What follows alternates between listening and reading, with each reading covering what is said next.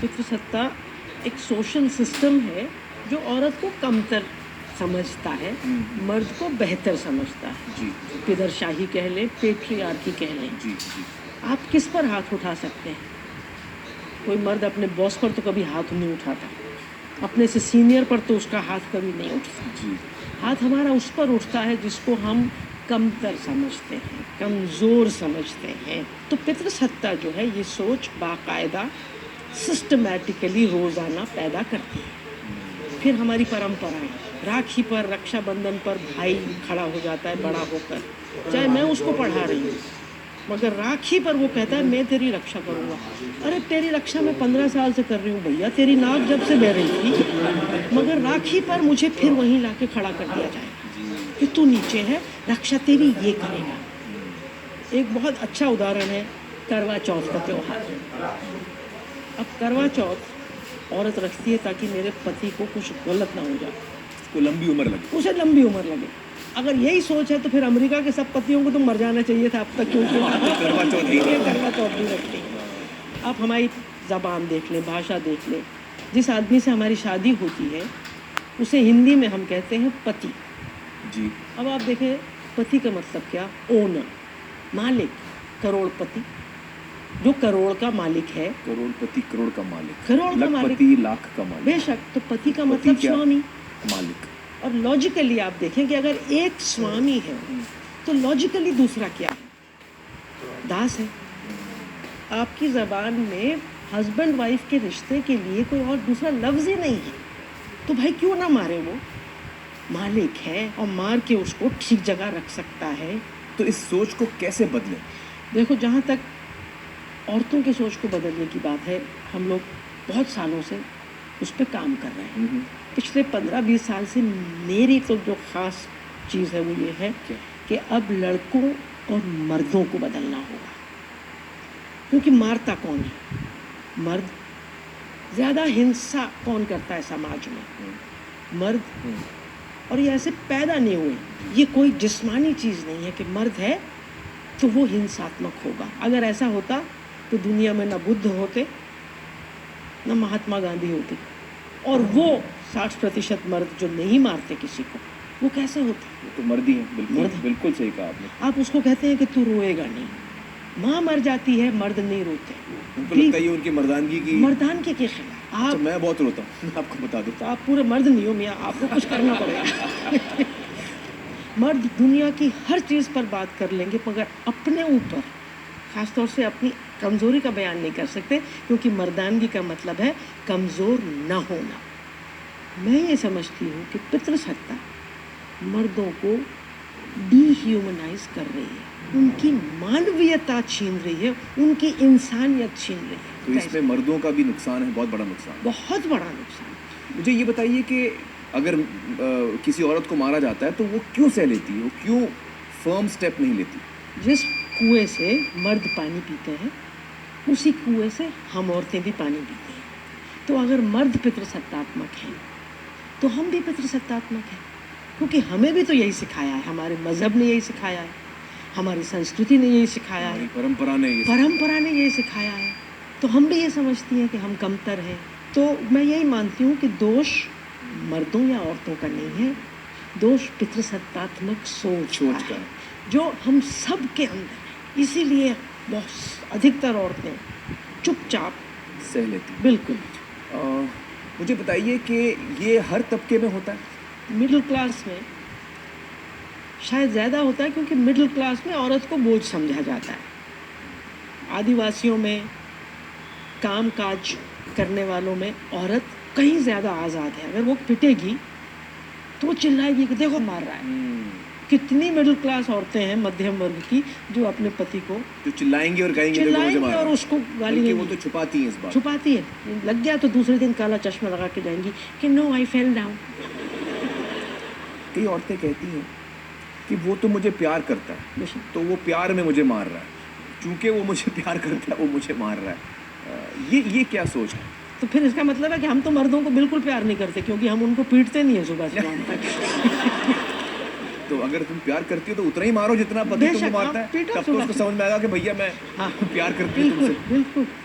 हमें ये भी सुनने में आता है कि बहुत सारे मर्द सोचते हैं कि भैया हम दिन भर काम करके आते हैं तो हम बड़ी थकान लेके आते हैं, फिर जो है वो फ्रस्ट्रेशन जो है हमारा वो घर पे निकलता है, औरतों पे हमारा हाथ उठ जाता है।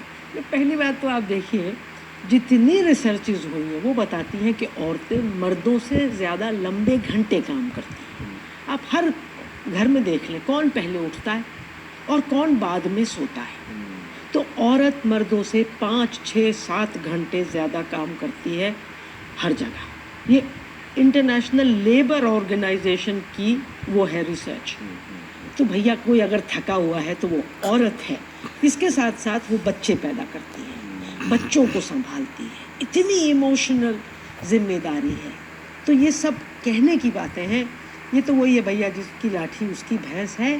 पितृसत्ता की वजह से मर्दों के हाथ में लाठी है तो वो कुछ ना कुछ कह के उसका इस्तेमाल करते हैं, किसी ना किसी तरह उसको जस्टिफाई करते हैं। कमला जी, मर्द ये कहते हैं कि वो पैसा कमा के घर लाते हैं, वो ब्रेड विनर है, बिल्कुल। तो लिहाजा उनको हक बनता है कि वो हाथ उठा सकते हैं। इसमें 2-3 बातें हैं। वो जो ब्रेड विनर है ना, वो लाता पैसा है। बच्चे पैसा नहीं खाते, बच्चे खाना खाते हैं। बच्चे पैसे पर नहीं सोते, बच्चे बिस्तर पर सोते हैं।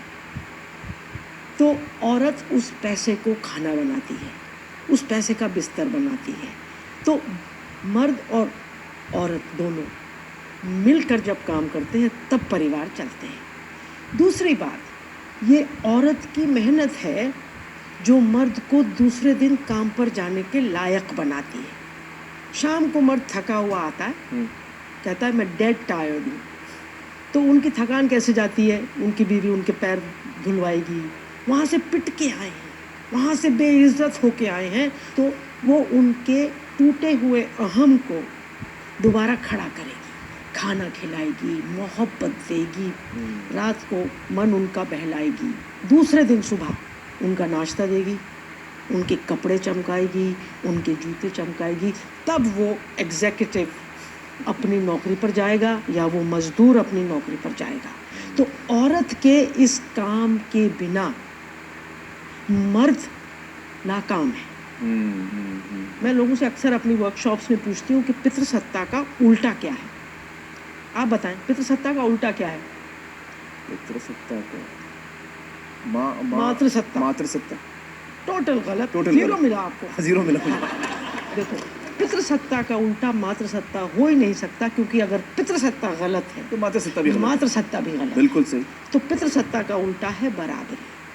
तो रियली मैं ये मानती हूँ कि ये जो लड़ाई है, ये औरत और मर्द के बीच की लड़ाई है ही नहीं। ये दो मानसिकताओं के बीच की लड़ाई है। एक सोच कहती है पितृसत्ता बेहतर है और दूसरी सोच कहती है कि दोनों एक ही है, बराबरी बेहतर है। दोनों बराबर, बराबरी बेहतर है। बराबरी बेहतर है। बिल्कुल सही। जब तक घरों में बराबरी नहीं होगी, सच्ची मोहब्बत नहीं हो सकती। तो सच्ची मोहब्बत के लिए ज़रूरी है पति देवों को बाहर भेजा जाए, जीवन साथियों को अंदर लाया जाए।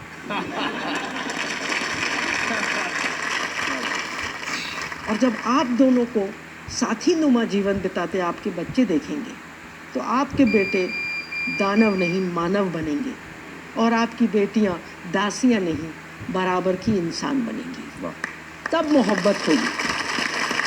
बहुत।